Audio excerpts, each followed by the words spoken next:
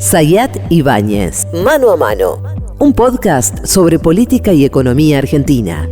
Pablo Ibáñez, un nuevo episodio de Mano a Mano. Ibáñez, Zayat Ibáñez. Yo lo único que quiero decir, a mí me gusta... ¿Me dejás saludar primero? A ver, dale. ¿Cómo anda? ¿Bien? Bien, muy bien. No, lo que pasa es que estoy aceleradísimo, sí. Muy ansioso. Me imagino vos, digamos. Todos. Vos más, se te nota. Pero en pocos lugares me doy autobombo, nos damos autobombo. Yo quiero decir, nosotros grabamos la semana pasada. Sí. Marcaste la agenda política del debate durante toda la semana. Todo. No sé, ¿qué crees que te diga? Hablaste de Córdoba. Hablaste de los quilombos adentro de Milei, hablaste del quilombo. Hablaste del tema Macri, Milei, también lo hablaste. No sé, digamos, ¿qué tenés para esta semana, Pablo Ibáñez, que es previo al balotaje?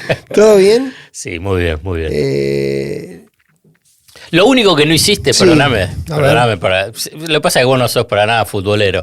No dijiste nada de qué es lo que podía pasar con Boca Fluminense. Me parece que el sábado, gente molesta, sábado a la tarde, hablo con un consultor. Que deja de ser fanático de los consultores. Te dio también el resultado. Hablo con un consultor. Te dio el resultado. Mira, te voy a leer. Te dio el resultado de Boca Fluminense. Porque me dice, Boca. Cruzamos unos mensajes y me dice, hablemos después del partido. Sí, obvio. Y me dice, te anticipo. Festejo Carioca, me dice. Pará, porque la parte divertida viene después. ¿Y le digo, y yo sabía, por eso lo llamaba, que ese consultor había tenido una encuesta que lo daba arriba a Milei. A Milei, bueno, claro. Entonces, y le digo, pegarás esta, pero no vas a pegar la otra. Y me dice, ojalá no esté pegando el resultado del balotaje que me dan la encuesta. Eso me dice. Sábado a la tarde, ya después de una semana que, como lo charlamos solo en el episodio anterior, que la elección estaba abierta, qué sé yo, empezaron a aparecer encuestas que mostraban esa situación. Antes de meterme en lo que me parece que es la clave de estos días, quiero hacer un mini flashback a algo que pasó post-elección. Yo creo que ahora... Paso la primera vuelta. Paso de la elección general. Sí. Yo creo que a la Unión por la Patria y a Massa en particular le cayeron encima dos errores. El primer error fue el resultado espumoso de la general, que los hizo creer a todos que el tema estaba terminado. En esos días iniciales. Pero Massa dio la idea que no, o sí, vos también, que Massa cayó. Pero lo que él decía, el discurso de él era muy moderado, muy de orden, pero emanaba el clima, sacamos 37, estamos a 13 puntos, este está hecho bosta. Ocurrió otra cosa que para mí fue... ¿Y lo segundo? Como error más grave. A ver. Que se instala la idea de que Milei se baja y que no iba a haber balotaje. Entonces, cuando se instala la idea, se baja Milei, está roto, está terminado, no llega, pasó una semana, todo el dispositivo del oficialismo, entre la victoria y la idea de que Milei estaba terminado, no llegaba, se bajaba, se relajó, y en medio ocurrieron cosas, caso combustible, que volvieron a traer la realidad presente como un problema de impacto electoral. Pero me permitís, digamos, por ahí ya un poco alejado del mundo o del micromundo ahí de la política y de las campañas, e incluso de los encuestadores. Me parece que esas son explicaciones válidas porque hace bien a la coyuntura, a ese microclima, pero hay unas tendencias que incluso acá lo marcamos en episodios anteriores, que exceden esos errores no forzados. Sí, total. Digamos, cuando vos agarrás y decís 37-30, ¿qué es lo que va a hacer el otro 23-24 de Juntos por el Cambio? ¿Qué es lo que va a hacer la mitad de lo de Schiaretti? En forma teórica. Bueno, la verdad que es difícil pensar que gran parte de ese electorado no vote a Milei. Y por consiguiente, y esto lo hablamos en el episodio anterior, y que la elección estaba pareja. La elección estaba pareja porque el escenario, porque la competencia, porque la condición de un balotaje y el factor no anti, te determina que la elección está abierta y es un resultado abierto. Habrá que ver, digamos, cómo se vuelque y que influye. Yo creo que ahí sí ocurren otras cosas. Una tiene que ver con esta... En los últimos 5 días, yo creo que el primer dato fue combustible. Pero en la última semana también se verificó algo que nosotros lo habíamos charlado, que era un cambio en la campaña. Sí. ¿Sí? ¿Te acordás que yo decía? Sí, subió el tono. Ese es otro de los puntos que te quería mencionar. Vos dijiste, ¿va a subir o no sube el tono? Subió el tono. Si Massa cambia el tono es porque Massa está evidentemente más incómodo. Está en los datos, el contexto, lo que él percibe lo pone un poco más incómodo. Eso, ¿sí?, hizo también que Massa pierda un poco el control de una campaña súper profesional que estaba llevando adelante. Y ahí empiezan a aparecer episodios que te sacan del menú. Te sacan del menú, del plan de acción que vos habías trazado. Una que te puede sacar es que el resultado no te está acompañando. Después sí empezaron a aparecer otras cosas. Lo del combustible fue un dato, y lo que apareció en el último tiempo, sobre todo juicio a la corte, más el episodio reciente de las escuchas, ¿sí?, del espionaje con los allanamientos. Pero eso es el decorado, Pablo, me parece. Sí, pero ¿qué quiero decir? Acá hay fuerza muy profunda. Déjame un solo concepto. Por eso juegan todos. Sociológico y electoral, digamos. El 37 y 30 es el voto a favor, digamos. Voto 37% es lo que consiguió Massa. Sí. El 30% es de Milei. Sí. El voto balotage es, digamos, estás pensando en el otro 33%. El 33% que no eligió ni a Massa es el voto en contra. Digamos, el otro ya lo eligió a Schiaretti, eligió a Bergman, eligió a Patricia Bullrich. Dentro de Patricia Bullrich está el voto de Rodríguez Larreta. Ese es el voto ya elegido. Entonces, todo ese 33%, el que va a ir el 19 de noviembre, es voto en contra de. Sí, voto en contra de Milei o voto en contra de Massa. Es voto útil, o voto descarte, o voto menos malo. Por eso, bueno, es eso. Claramente. Entonces, eso es lo que pasa, juega. Pero en la yo no sé si, bueno, nafta genera clima. Pero es la configuración. Sí. Es la configuración del personaje. Porque si uno viene viendo... Hoy me volvieron a pasar otro estudio nacional con eso, que la zona media, la franja amarilla, ¿sí?, muy antiperonista, sí, o muy antikirchnerista, sigue siendo un territorio difícil, donde Massa ya tuvo resultados malos, en la PASO muy malos, y en la general malos, ¿sí? Sigue siendo una zona compleja. Ese segmento donde vos decís que está este voto anti, o decir que va a optar entre dos alternativas que no le gustan, va a considerar cuál es la menos peor. Ahí también vos tenés que ir a convencer. Y ahí juegan un poco los convencimientos de que vos también ahí tenés que demostrar que sos el menos malo, llegado el caso, o como ocurre con la mayoría de los balotajes. Los balotajes medio que vos no lo ganás. Lo pierde el otro. Uh-huh. El que comete menos errores en una elección tan ajustada. O el que genera más rechazos. Qué sé yo, Bolsonaro perdió por poquito. Pero porque generó un poquito más de rechazo. Digamos, es eso.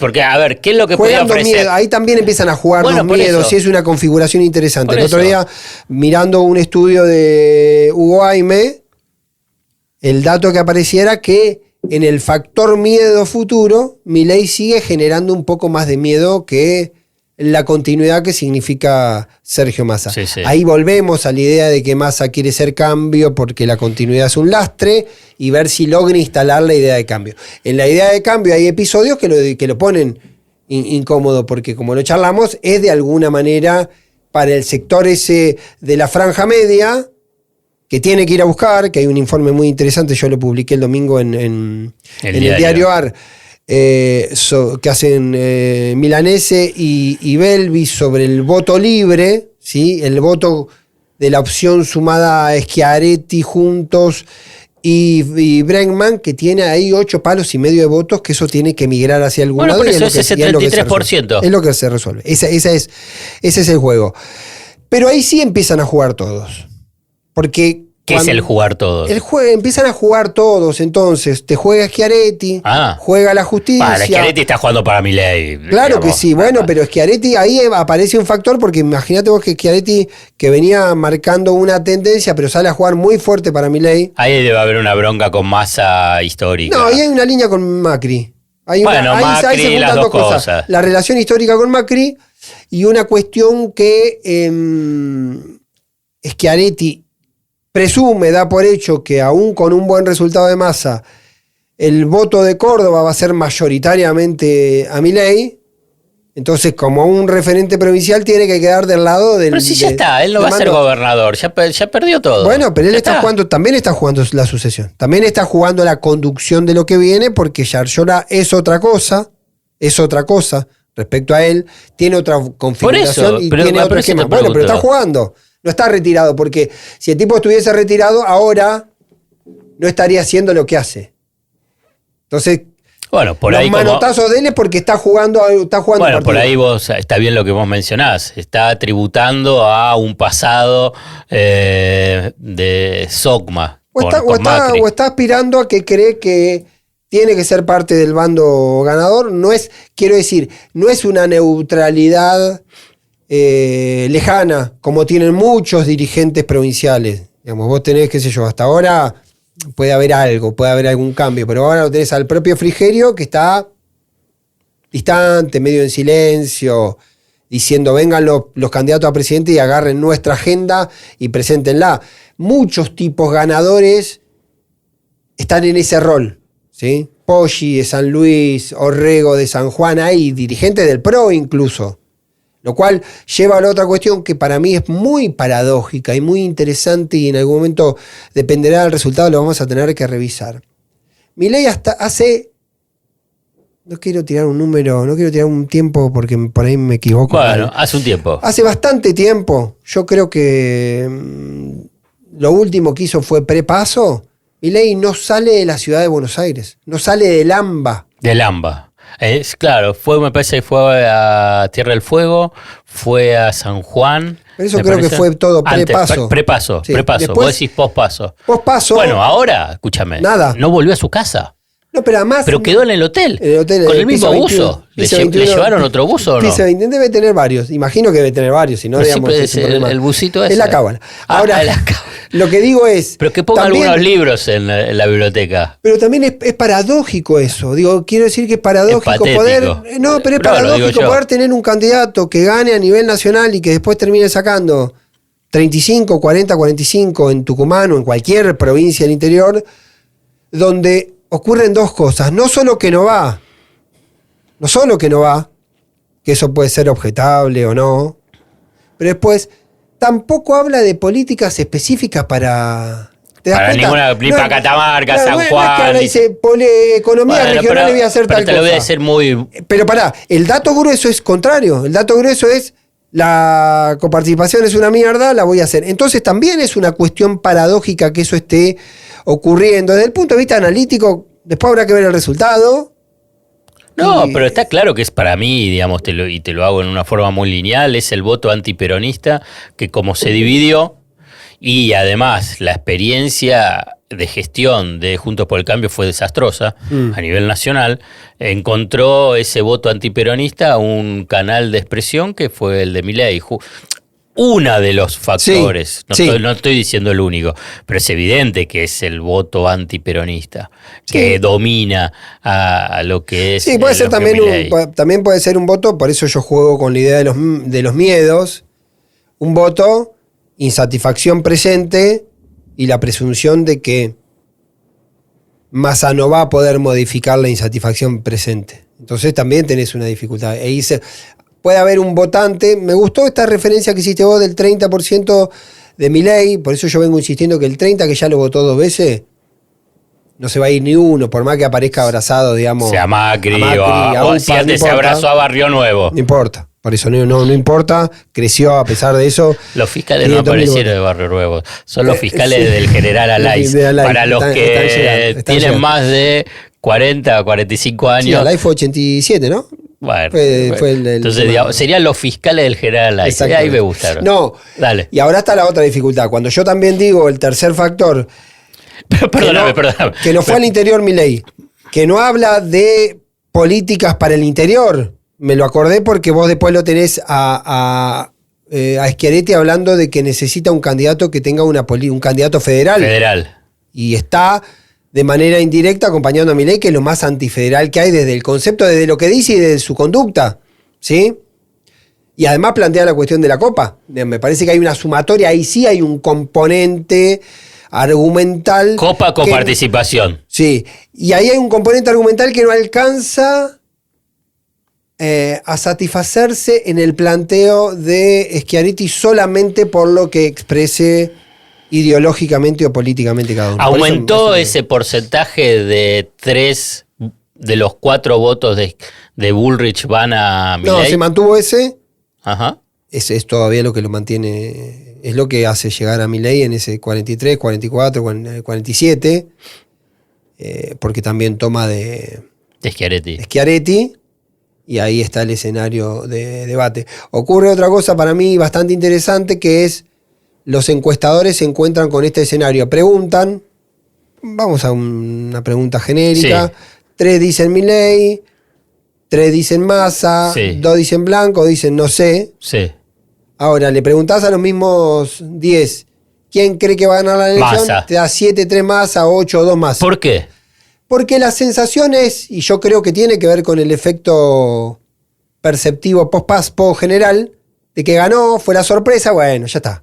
Y encima se alimentó la idea de que Milei estaba terminado, de que se caía, todo el esquema estaba entendiendo que lo que venía era Massa. Entonces, ahí tenés esa contradicción, tenés ese fenómeno de que se cree que va a votar más, que va a ganar Massa, entonces como se cree que va a ganar Massa, se vota libremente, porque votar a Milei o votar en blanco, si vos sabés que va a ganar Massa, te liberás de votar a Massa. Voy a hacer una pregunta molesta. Perdón, te cierro una cosa con esta.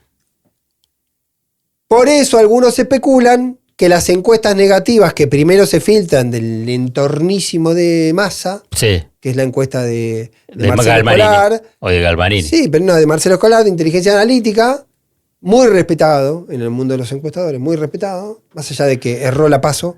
Yo lo digo que erró. Basta de las encuestas. Bueno, pero muy respetado él, como otros encuestadores, a los cuales yo charlo con todos, por lo tanto los respeto, por eso charlo. No te voy a escupir el asado. La especulación que había era, lo están tirando esto como para generar miedo, preocupación.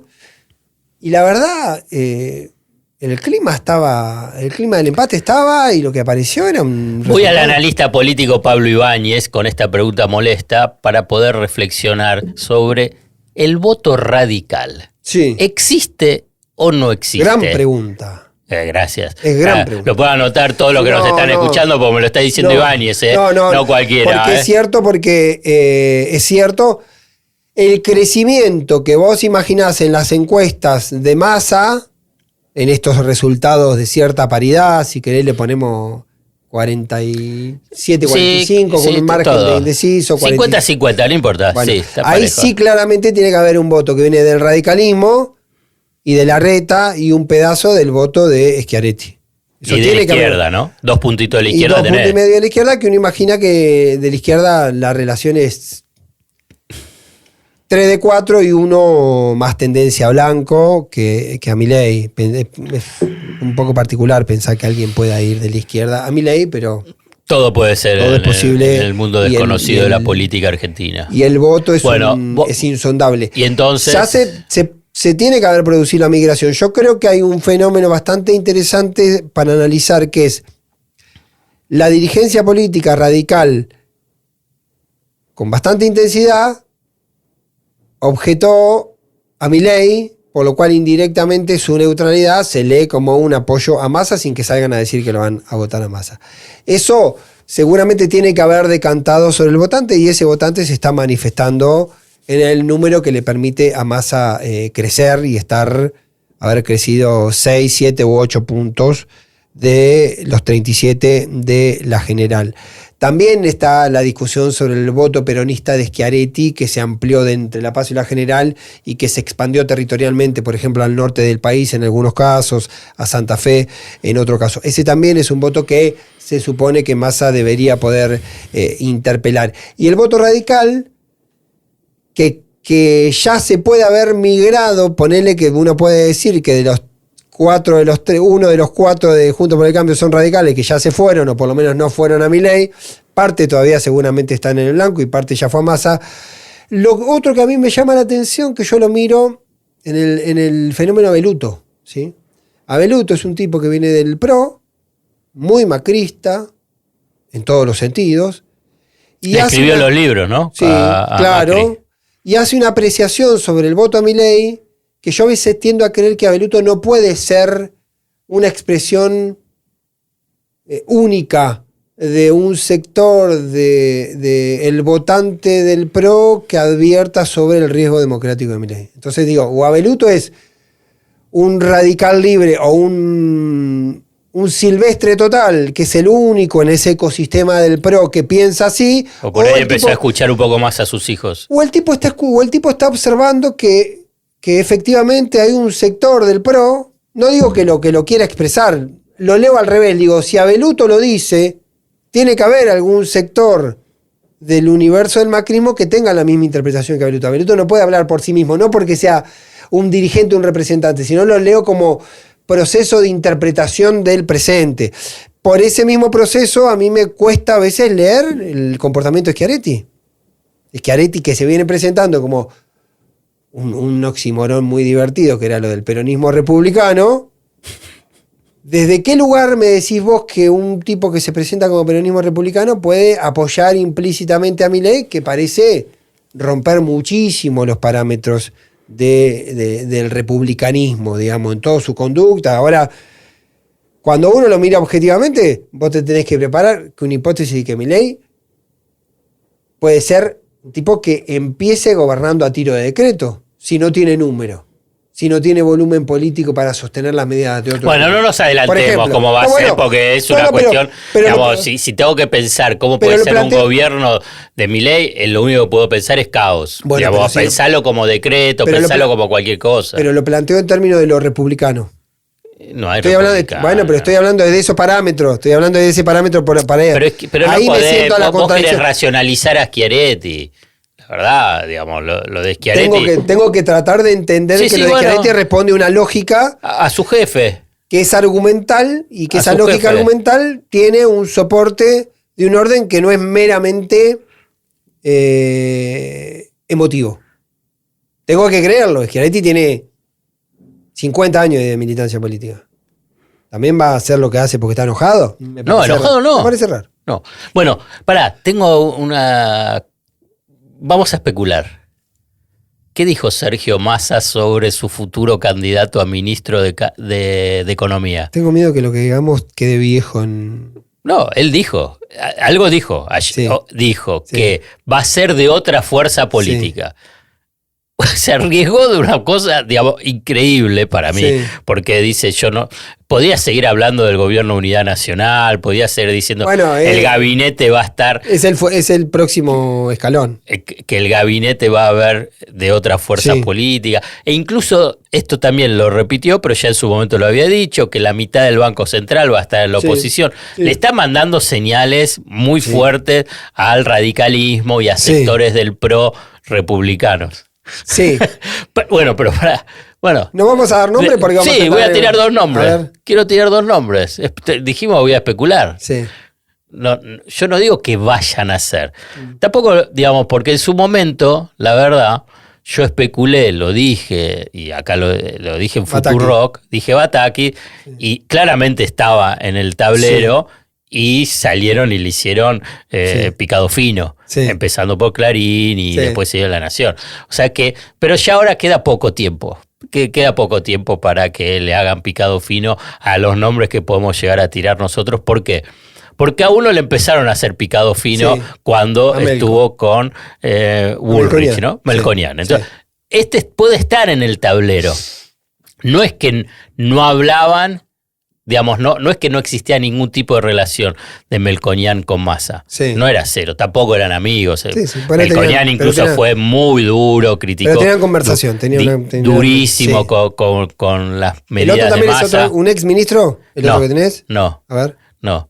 Él dijo, puede ser radical, que Sí. trabajó con Sí. Facundo Manes.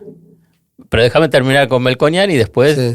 la del el que trabajó con Facundo Manes, ya te lo serví en bandeja para que lo pienses. Economista. Pero no lo dijimos acá hace un tiempo. ¿Hace un ¿Rapetti? tiempo? Sí. Bueno, Martín Rapetti, sí. La discusión con Rapetti, que yo lo mencioné en algún. Cuando se hablaba, cuando salimos hablando. Cuando se hablaba de que iba a dar un nombre, podía dar un nombre de debate. Sí, camino a la esquina, no al aire. No, está grabado. Sí, está grabado. Dale, bueno, No, pero ¿por qué te lo digo? Porque mi misma discusión con eso, mi discusión al respecto es, si él nombrara a un futuro ministro de Economía en el debate del domingo 12, uno imagina que tendría que ser alguien con volumen político. Si vos querés generar impacto. A Rapetti, que es respetado en el sistema y que ya fue el primer nombre que a mí me dan.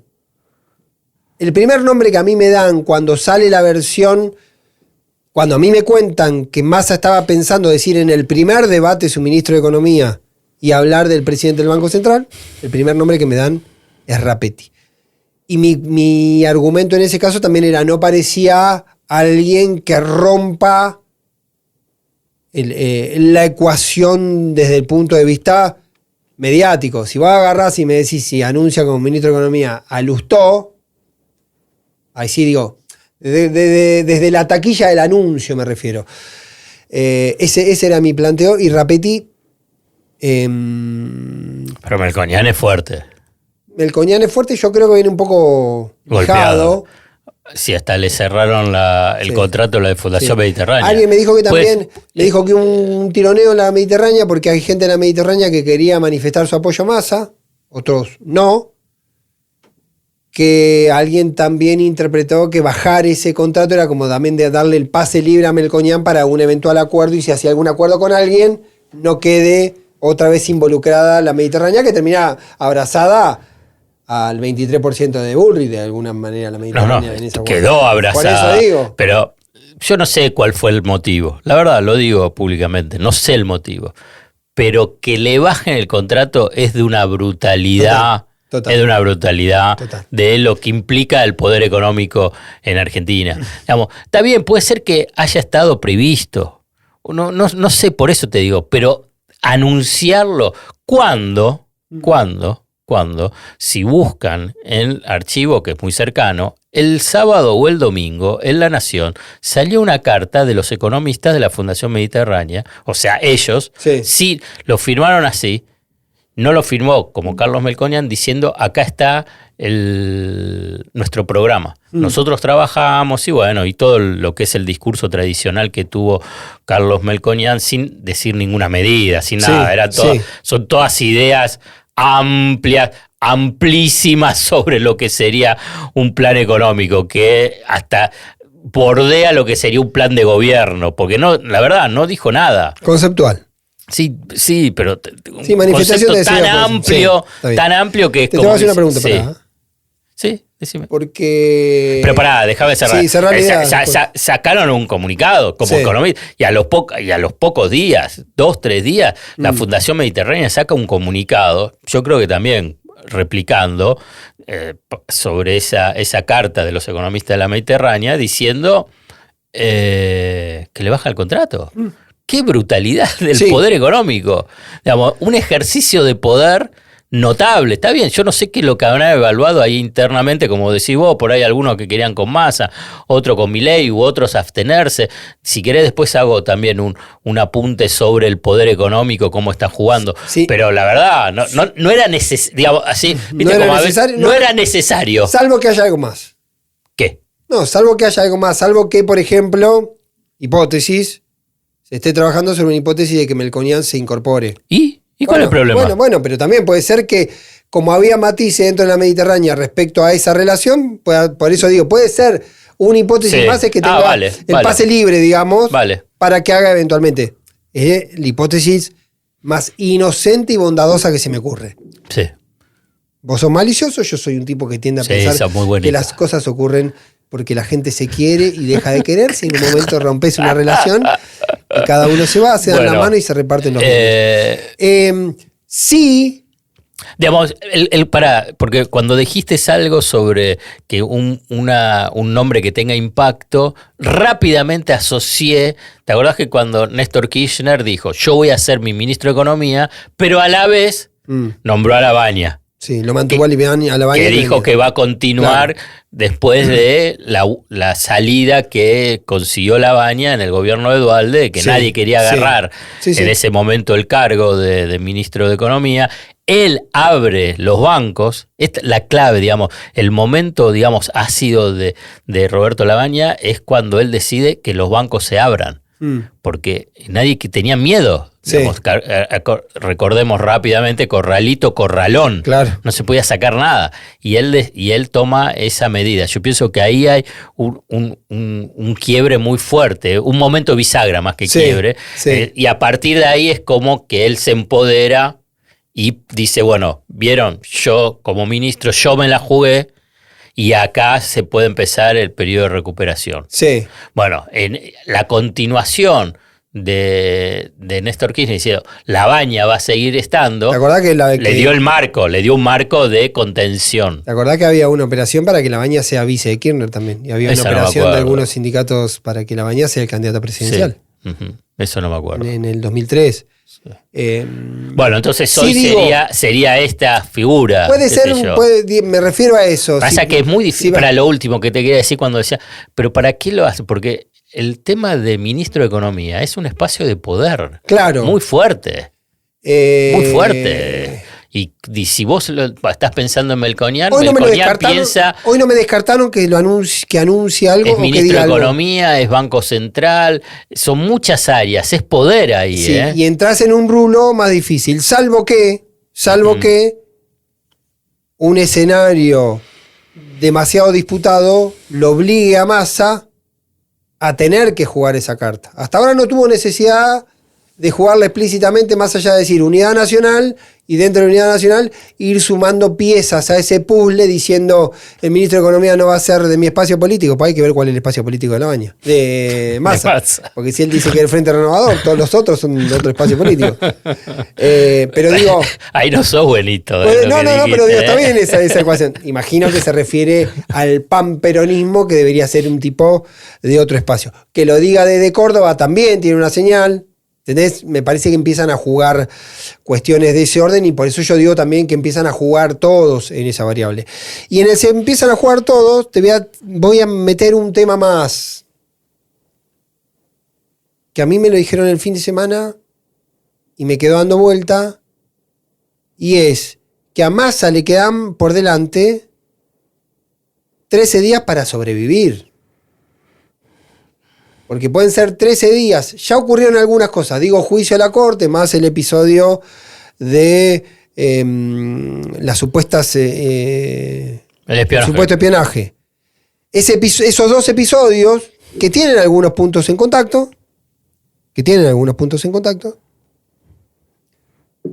que muchos sabían. A mí me dicen, por ejemplo, lo de los allanamientos que se conocieron ayer, a mí me dicen que estaban en un expediente desde el 15 de septiembre. ¿Sí? El timing también juega.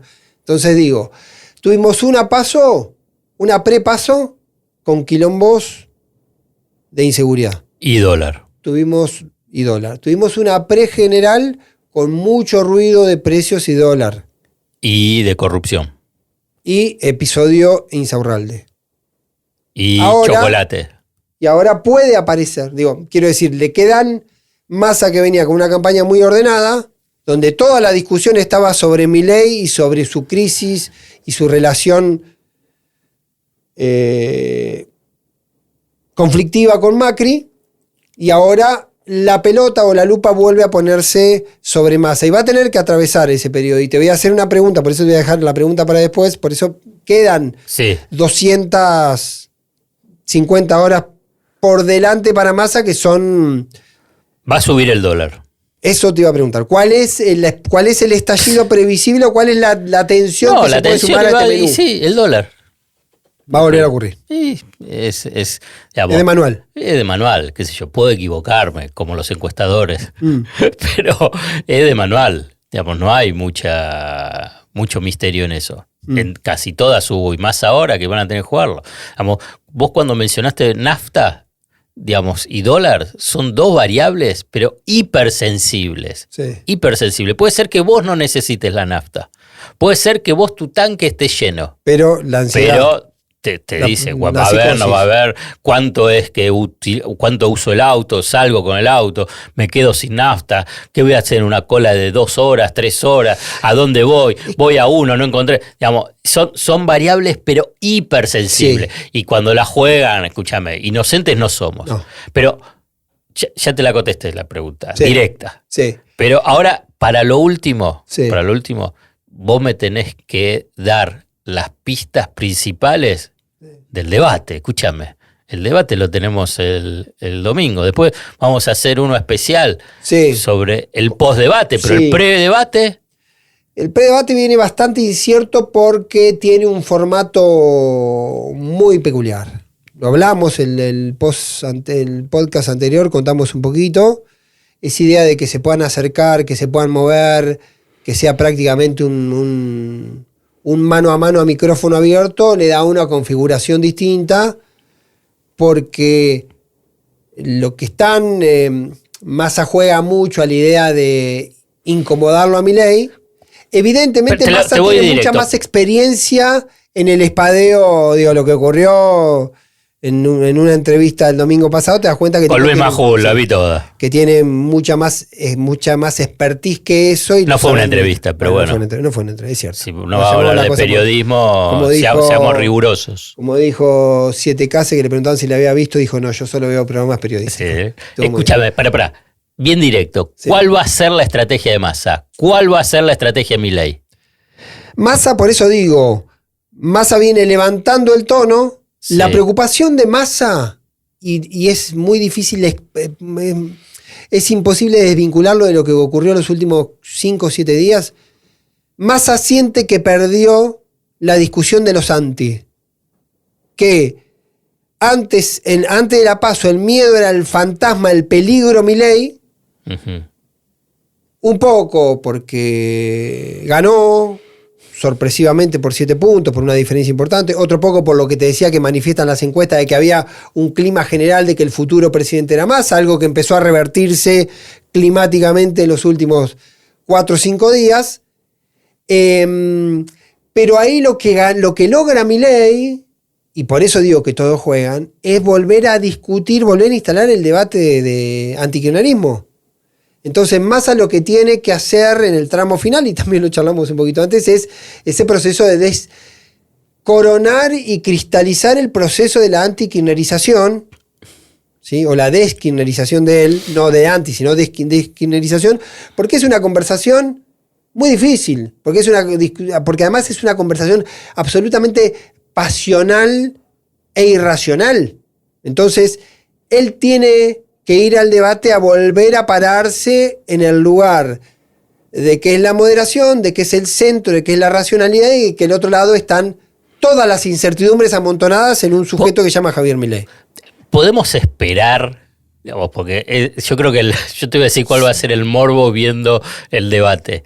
¿Algún tipo de desborde de Milei en el debate? Porque no va a haber papeles, no puede haber carteles. Sí, no hay pausa. No, digamos, son, por ejemplo, por temas 6 minutos cada uno, sí. Pero cuando uno habla y el otro lo interrumpe, empieza a correr el cronómetro para el otro. Para los dos.